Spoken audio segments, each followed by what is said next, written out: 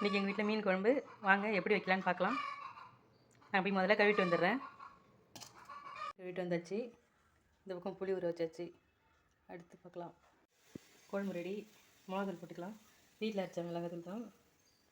இந்த குழம்புக்கு ஒரு 3 ஸ்பூனு மிளகாத்தூள் போட்டுக்கலாம். 3 ஸ்பூன் போட்டுக்கலாம். இந்த பக்கம் சாதம் வந்துட்டுருக்கு. குழம்பு தாளிச்சிக்கலாம். வெங்காயம் தக்காளிலாம் அரிஞ்சாச்சு.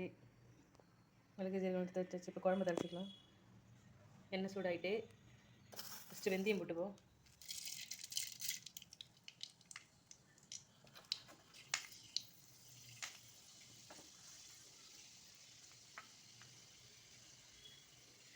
ஜீரகம்,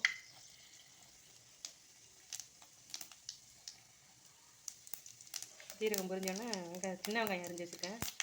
சின்ன வெங்காயத்தை போட்டுக்கோம்.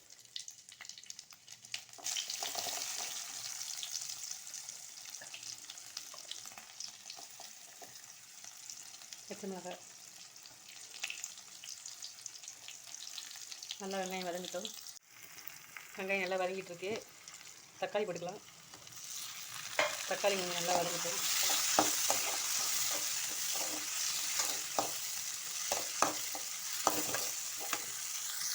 வெங்காயம் தக்காளி நல்லா வதங்கிடுச்சு. இப்போ குழம்பு இருக்குது. குழம்பு ஊற்றிக்கும். நம்ம ரெடி பண்ணி வச்சுருந்து குழம்பு எடுத்து ஊற்றிப்போம்.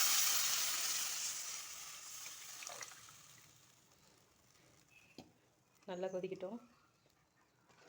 மூடி மூடிட்டோம். மூடி போட்டுருவோம். இப்போ மீன் குழம்புல இதுமாரி சின்ன சின்ன கத்திரிக்காயை வாங்கி அரிஞ்சு போட்டோம்னா நல்லா டேஸ்ட்டாக இருக்கும்.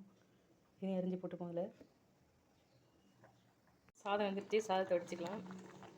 இந்த பக்கம் குழம்பு கொதிச்சு இதில் இப்போ கத்திரிக்காய் போட்டுக்கலாம். ஃபஸ்ட்டு கத்திரிக்காய் அரிஞ்சு வச்சுருக்கேன். முழுசாக தான் அப்படியே கட் பண்ணி வச்சுருக்கனால இதில் போட்டுருவோம்.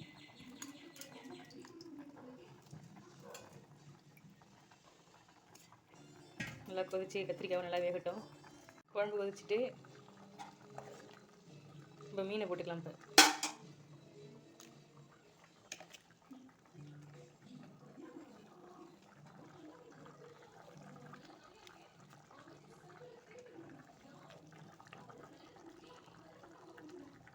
மீனை போட்டுக்கலாம்.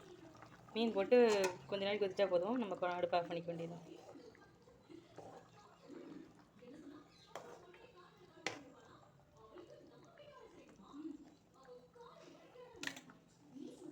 கொஞ்சம் கொதிச்சோன்னா ஆஃப் பண்ணிக்க வேண்டியது. மீன் குழம்பு கொதிச்சிருச்சு. யாருக்கெல்லாம் மீன் குழம்பு பிடிக்கும் சொல்லுங்கள். என்னோடய மீன் குழம்பு பிடிச்சிருந்தா லைக் பண்ணுங்கள்.